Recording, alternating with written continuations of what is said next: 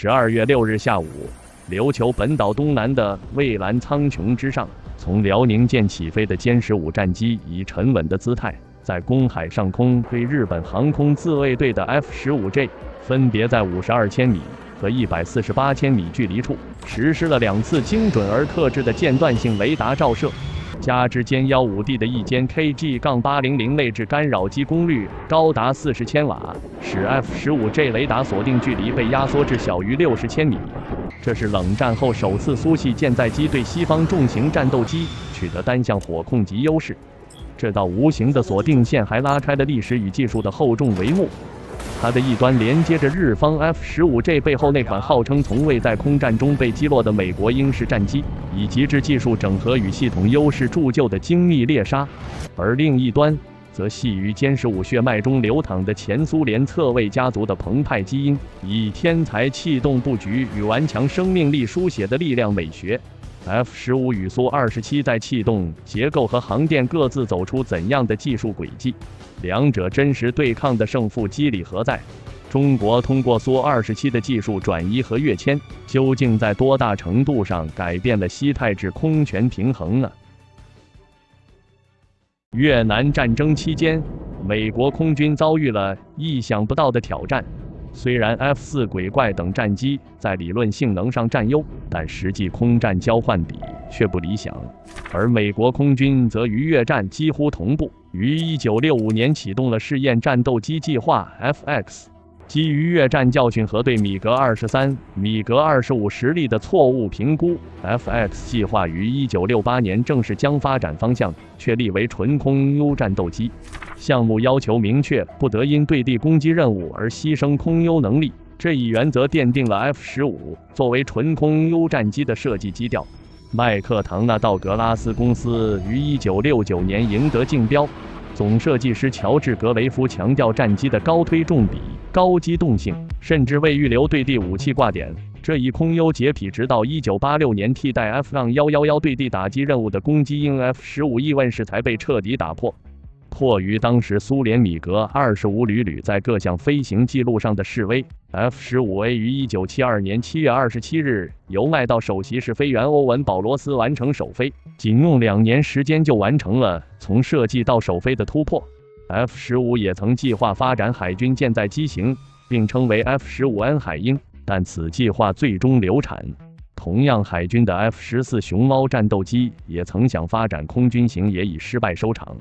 所谓重剑无锋，大巧不工。虽然当时参加竞标的北美 NA-335 方案采用了新潮的大边条和中央升力体气动外形，但赢家 F-15却是如此的朴实无华，没有电传飞控，没有可变后掠翼，没有边条，没有压翼，没有翼身融合，没有颈部稳定。其设计核心是追求极致的轻巧，将最平常的三角翼常规布局设计出非常高的水平。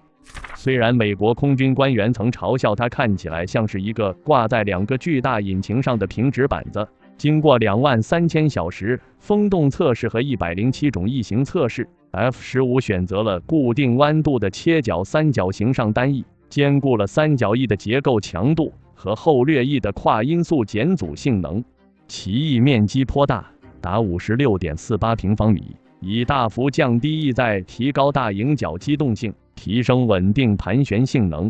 展舷比 3.01， 跟梢比为5，前缘后掠45度，下反角1度，相对厚度 6%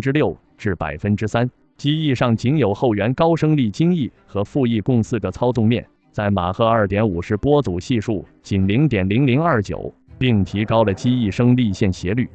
低翼载荷使其能在不损失空速的情况下进行高 G 剧烈转弯，所以 F-15没有采用当时已经得到普遍应用的前缘机动襟翼，而是通过机翼前缘的固定锥形扭转 3.5 度的设计，来引导气流更好贴附在机翼上，从而改善大仰角下的气流分布和升力。加之切间三角翼一方面减弱了机翼颤震，还削弱了翼间气流的展向流动，从而减弱了翼间失速的倾向。所以 F-15并不需要像气动布局类似的米格25那样装备大型翼刀。当然，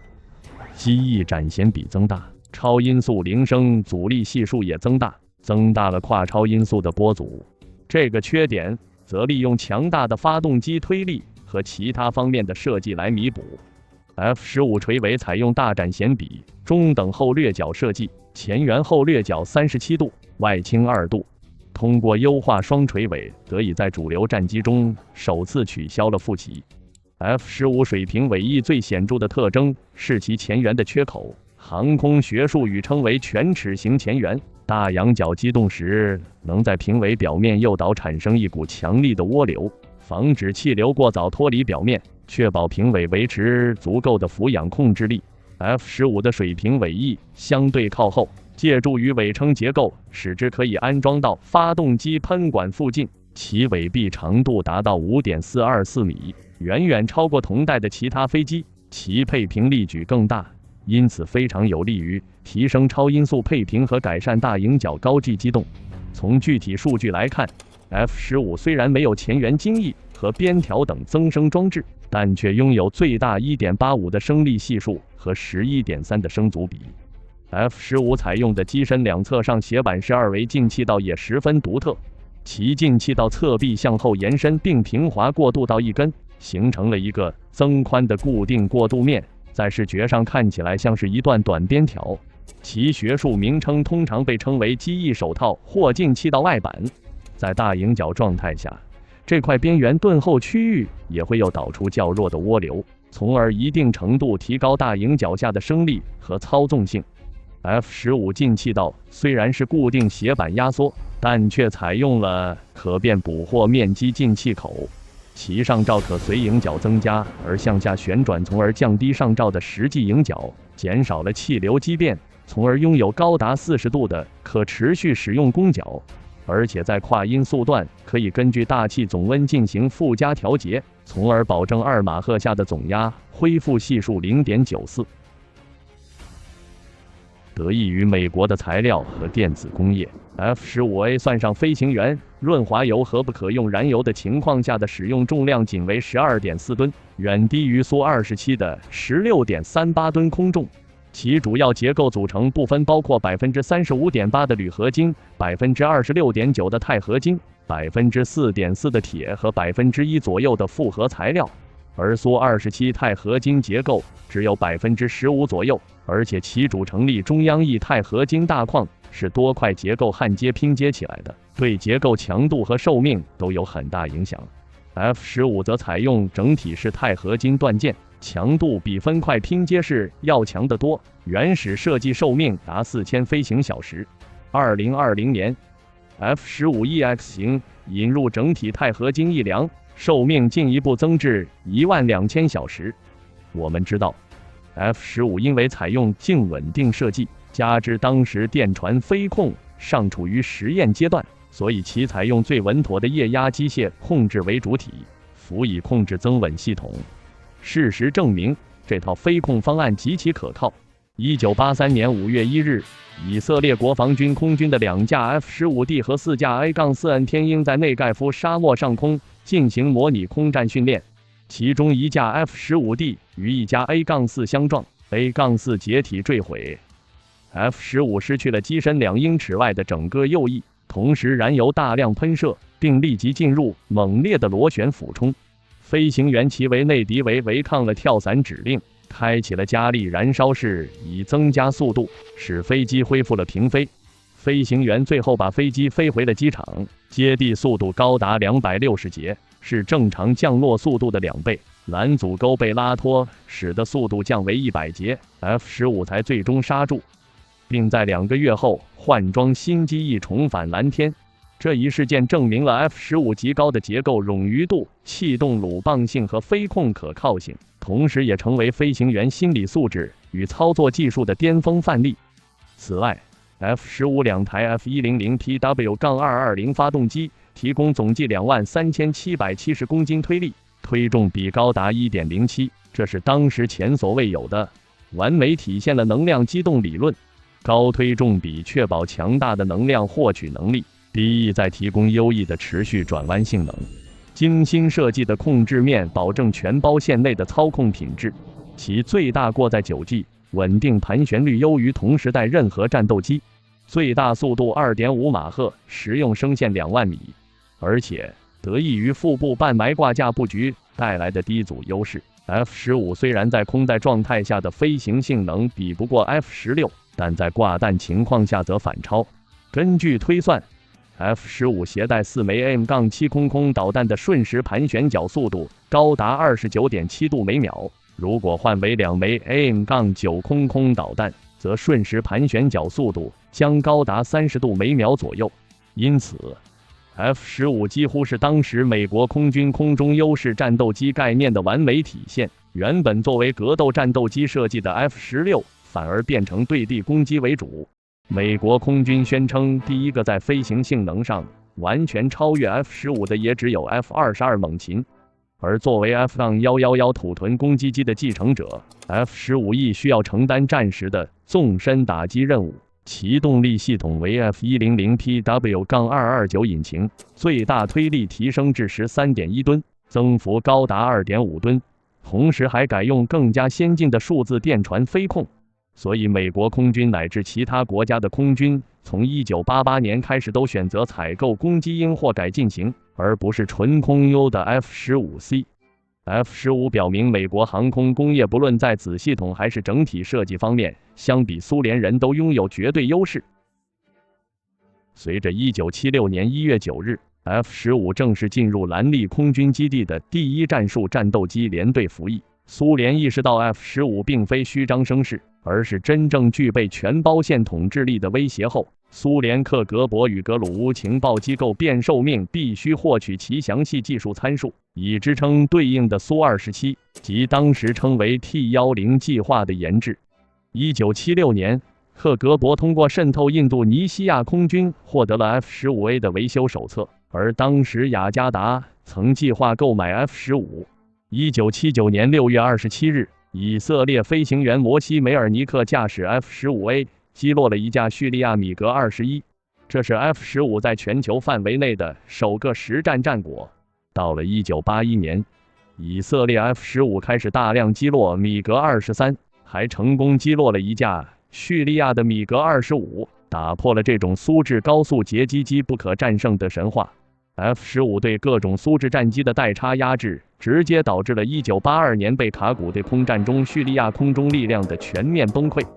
叙以空战过程分析结果让苏联大为吃惊， F-15的空战性能远超过原来估计。苏联遂在叙利亚等地部署了大量电子情报搜集站，监控以色列 F-15雷达信号特征和数据链频率。1980年代，东德间谍甚至搞到了 F-15的下视下射雷达 ANAPT-63 的测试磁带。通过建立复杂的国际中间人网络和空壳公司，苏联还获取了大量雷达所使用的元器件资料。情报启发加苏式设计的道路，最终催生了能够与 F-15抗衡的苏27系列战机。苏27是苏霍伊设计局面向前苏联未来前线战斗机的竞标方案，一同参与竞标的米高扬设计局则主张设计一款轻型战机，模仿美国 F-15与 F-16轻重搭配的模式，提出了米格29方案。最终，苏霍伊的 T-10战斗机方案得到了研制授权。在首任总设计师帕维尔·苏霍伊于1975年去世后，米哈伊尔·西蒙诺夫接任。原型机 T-10于1977年5月20日由苏霍伊设计局首席试飞员、苏联英雄瓦拉米尔·伊留申的驾驶下首飞成功。但通过由波兰间谍搞来的 F-15性能资料对比，西蒙诺夫发现 T-10完全无法与他的竞争对手相比，在推重比、航程、雷达性能以及高迎角机动性方面全面落后。西蒙诺夫果断决定破釜沉舟，顶住巨大压力，重新设计 T-10S， 将原机翼弧形前缘改为直线型前缘，并增加了全翼展的前缘缝翼，彻底解决了高迎角失速和颤震问题。发动机位置也进行了调整，将发动机传动箱移至机身顶部，使进气道和机身下方线条更加平滑，将整机空气阻力降低了约18%至20%。为了增强方向稳定性，将双垂尾由发动机舱顶部外移，并大幅拉长了机尾的尾椎，减速板重新设计，原有的机轮盖减速功能由于会诱发水平尾翼颤震而被取消，取而代之的是在座舱后方增加了一块巨大的背部减速板。其他更改还包括平尾方向舵前后圆襟翼、副翼等布局。西蒙诺夫曾直言，量产型苏27除了轮胎和飞行员座椅之外，与最初的原型机几乎没有任何共同点。不过，相比 F-15基于成熟技术的优化，苏27研制过程中的巨大技术跨越伴随着惨烈的试飞事故。1978年7月7日，苏联空军事飞员叶夫根尼·索洛维约夫驾驶 T-102进行高空超音速纵向稳定性与操纵性测试，飞机突然陷入了剧烈的自激震荡。由于气动中心偏移和电传增稳系统匹配问题，导致飞机在极短时间内产生无法控制的剧烈俯仰，机体承受了远超10 G 甚至达到15 G 左右的载荷， T-102在空中瞬间解体。索洛维约夫在极高的载荷下连弹射的机会都没有。在1981年4月20日，虽然瓦拉米尔伊留申成功完成了改型原型机的关键首飞，但在随后9月3日的高空高速测试时，由于燃油系统故障导致2台发动机同时熄火，飞机失去动力并坠毁。当年12月23日，另一架原型机在进行超音速飞行测试时，突发严重的气动弹性颤震，飞机在空中瞬间解体。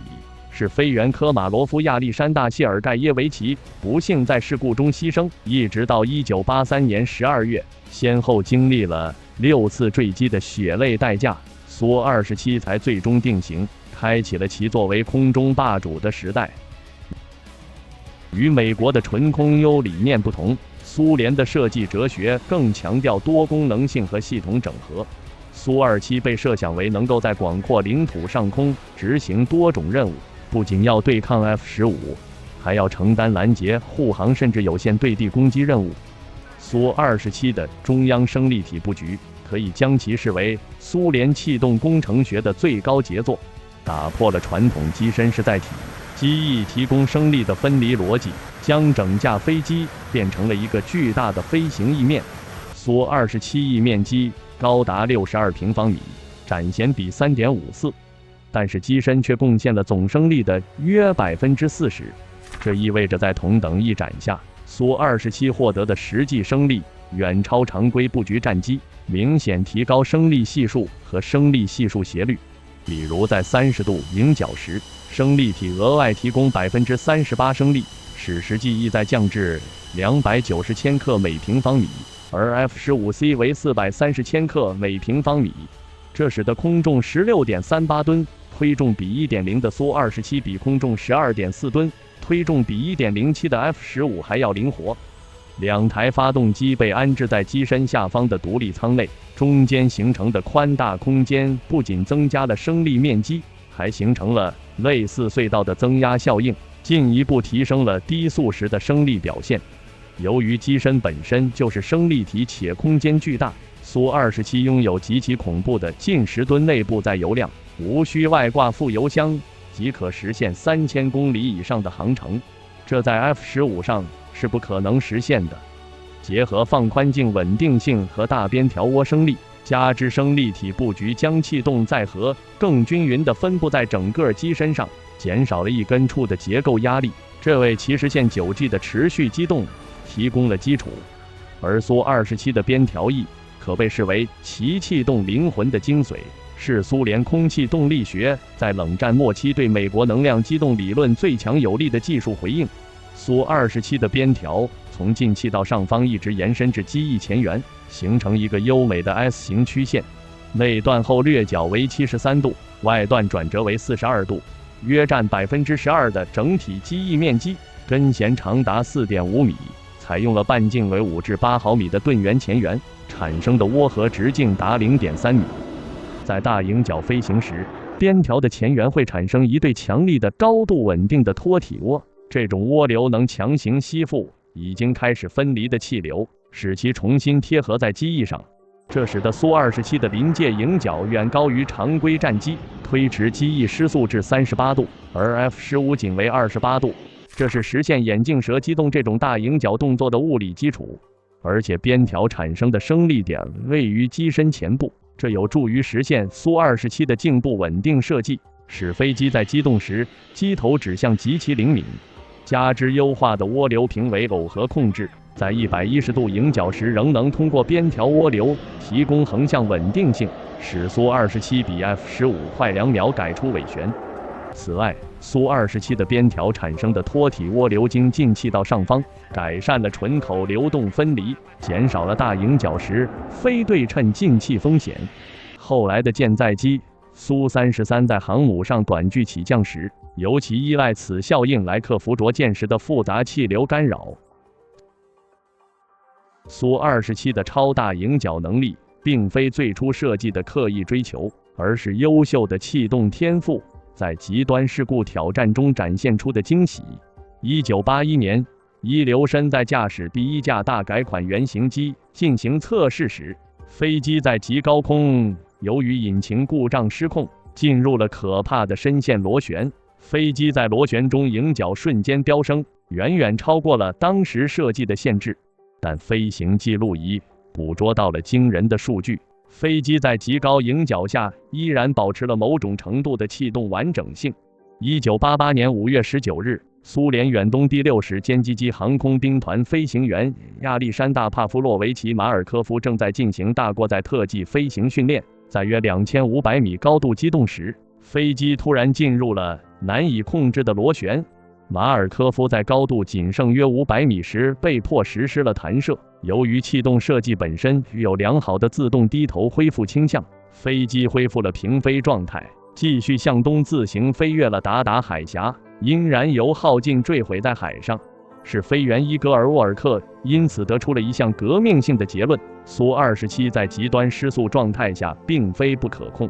如果飞行员能利用这种自动低头的物理倾向，配合主动解除电传系统的迎角限制，就可以人为进入并退出90度甚至110度的超大迎角状态。苏27充分体现了苏联的整合优化理念，在材料工艺和电子领域处于对美弱势的条件下，通过复杂的气动设计弥补发动机等子系统的不足。综合来看，F-15在推重比、速度和垂直机动性方面略占优势，强调能量获取和垂直面优势。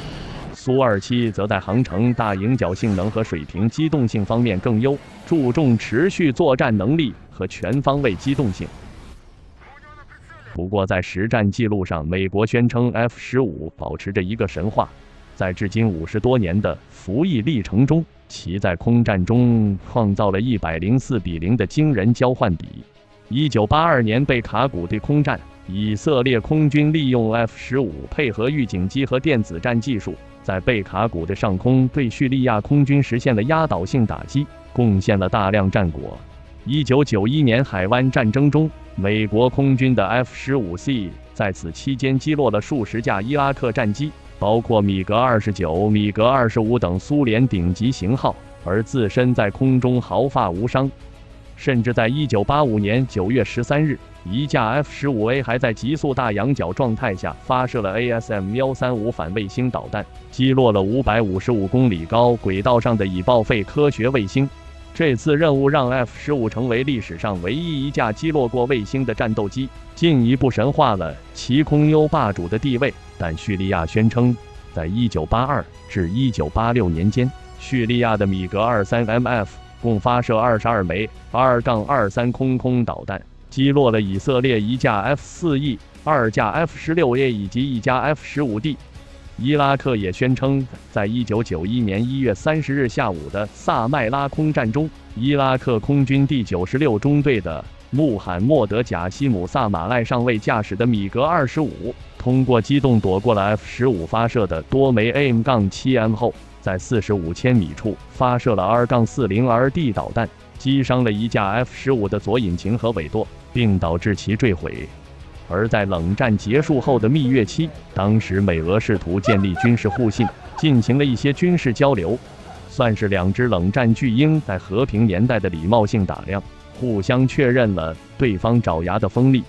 1992年8月，俄罗斯利佩茨克飞行训练中心的哈尔切夫斯基少将率领2架苏27UB访问美国兰利空军基地，双方进行了一系列异形机模拟空战。F-15凭借其更早装备的先进中距空导弹和雷达，在超视距交战中有一定优势，但一旦进入近距，苏27几乎占据压倒性优势。苏27的高悠悠机动被证明极其有效，它能快速将高度转化为速度，切入 F-15的内圈，或者从不利位置中重新获得角度优势。而2004年印度之役演习可能是历史上最让美国空军感到挫败的一次模拟对抗。印度空军的苏 30MK 利用内建的红外搜索跟踪系统，在不开启雷达的情况下，被动发现并锁定了 F-15，使其雷达告警机失灵。而 F-15也很难保持稳定的锁定苏30，F-15被击落率高达90%。对自身雷达过于自信的 F-15，终于领教了侧位红外搜索跟踪系统的厉害。美军于是为 F-15C 研制了 ANASG-34军团吊舱，最新的 F-15EX 也还是采用外挂红外吊舱，总算补齐了在面对侧位系列时持续了数十年的感知短板。随着1990年代3批78架苏27的引进，中国形成了第3代重型机初始作战能力。然后中俄签署11号工程，中国航空工业从许可证制造到自行研制侧位，还通过从乌克兰获得的苏33原型机研制了歼15飞鲨。最终，中国集东西方之大成，不仅完全消化了侧位的气动布局，还在材料、航电、武器和动力系统4大核心领域实现了跨越。侧位那巨大的机身空间和优秀的升力体布局，被中国开发成了涵盖海陆空电的全领域平台。以边条为例，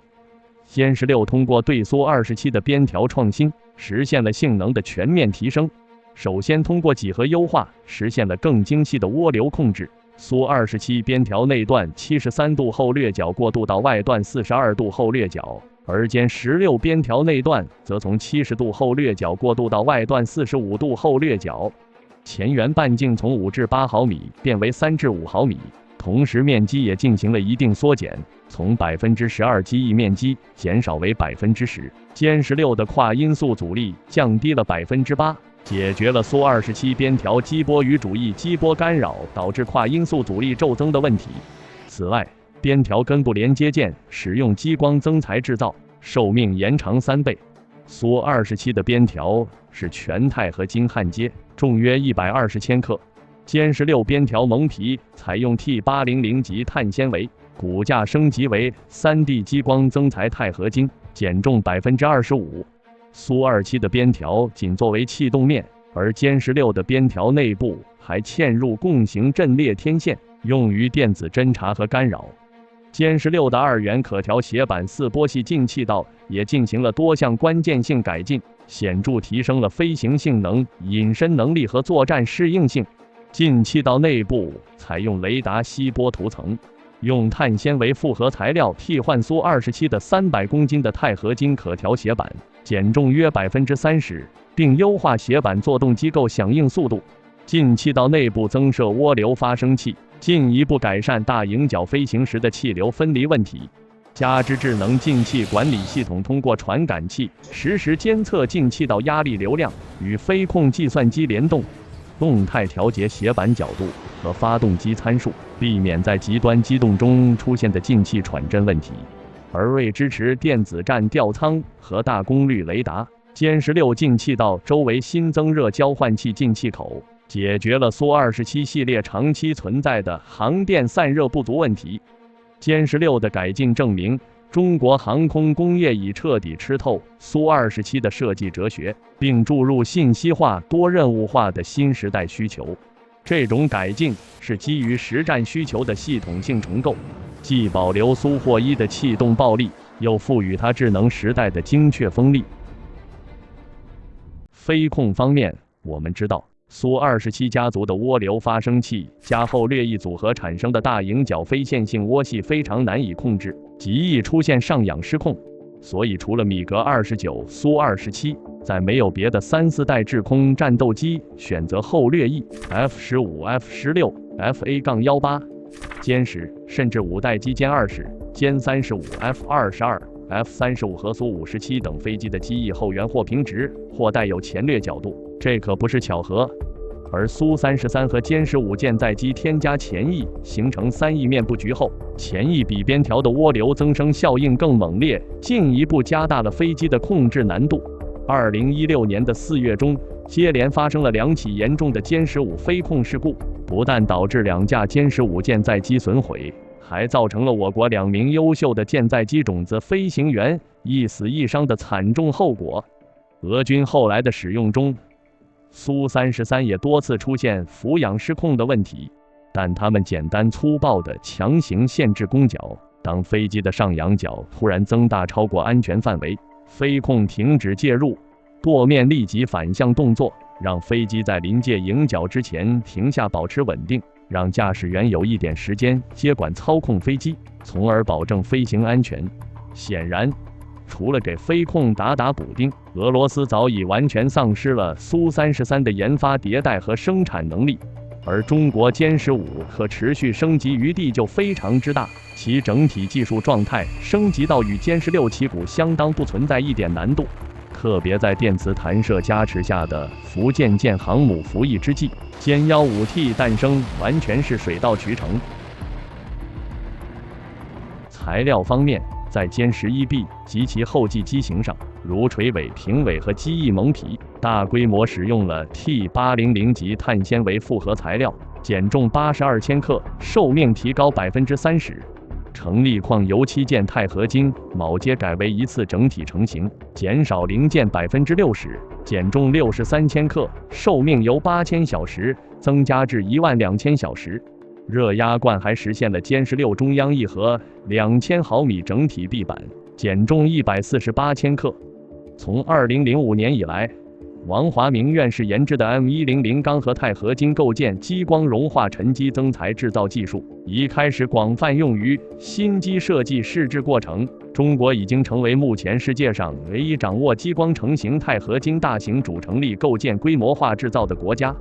该技术彻底解决了苏27原版跨音速颤振和结构寿命短的顽疾，还使得歼15的结构重量比从国际同类战机的28%降到26.8%，使得歼15结构重量比苏33降低360公斤之多。加之复合材料和航电的进步，歼15的空重约为17.5吨，比苏33降低约1.1吨。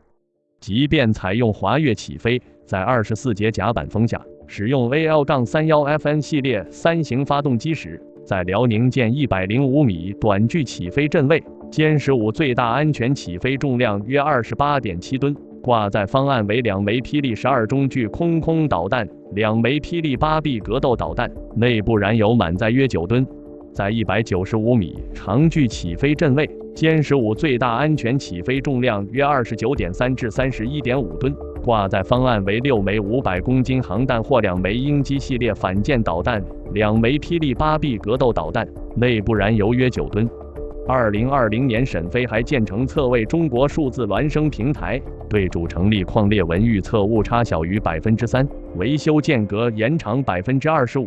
单机年维护工时由1200小时降至850小时，已接近 F-15EX 的800小时水平。航电和武器方面，机载主动相控阵雷达和霹雳系列空导弹无需赘述。歼 16D 和歼 15D 舰载电子战机显然更具说服力，其机载发电、用电以及散热系统全面升级，以满足大型电子战设备长时间运行对能量和散热的要求。拥有内置的侦察分系统、主动干扰分系统、集群防护分系统、宽频无线电信号精确存储模块及多核计算机分系统，兼顾3种航空电磁频谱、作战模式及无线电侦察模式、航空集群防护的主动干扰模式以及进攻性主动干扰模式。翼间均安装了 KG-800固定电子战吊舱，安装有长短多基线干涉仪。配备的 RKZ930系列吊舱，发射功率接近100千瓦，可以覆盖0.05至20吉赫兹的全频段范围。具备这种全频段压制能力的歼16D和歼15D电子战攻击机，简直就是魔法师。一方面能在单机或机群周围形成反火控雷达防护罩，致盲敌制导系统，又是敌制导武器飞向仿真目标，相当于使己方战机在雷达上隐身。另一方面，能对雷达系统、防空反导系统和空中预警机实施主动无线电干扰，掩护机群作战，甚至支持编队协同干扰，可在120千米外对敌方雷达形成大于30分贝欺骗增益，可使常规非隐身战机在高威胁战场环境里的生存率提高25至30倍。另外，据外媒推测，歼16D和歼15D还具备更高级的自适应通信干扰能力，即扫描敌方的无线语音乃至数据链信号，从而可以欺骗、干扰、压制敌方数据链系统。而中国侧卫系列的产能更是中美空中力量对比中最具战略意义的变量之一。沈飞已建成高度自动化、数字化的脉动生产线，歼16年产量保守估计在30至40架，歼15BT 的产能也可满足至少2艘弹射型航母的舰载机联队快速组建需求。这种规模优势得益于中国完整的航空工业链和稀土永磁材料、氮化镓半导体等关键元件的自主可控。反观美国 F-15EX 的生产线虽已重启，但年产能仅约18至24架，且严重依赖全球供应链。截至2025年底，包括测试机累计仅建造约17架，而美国空军计划采购144架 F-15EX， 其交付周期将跨越整个2020年代，而同期中国4代半重型战机总量可能突破600架。历史的启示告诉我们，没有永恒的王者，只有永恒的进化。中国史诗级的军事技术生态跃迁，使得歼16、15既继承了侧卫家族的力量美学，又注入了信息时代的精密猎杀。东海上空的这次交锋，还揭示了一个冷峻的现代空权法则。现代制空权的争夺，本质上是国家工业基础、科技创新体系和战略意志在空天领域的全息投影。技术优势的保质期正在急剧缩短，唯一不变的是持续进化的能力本身。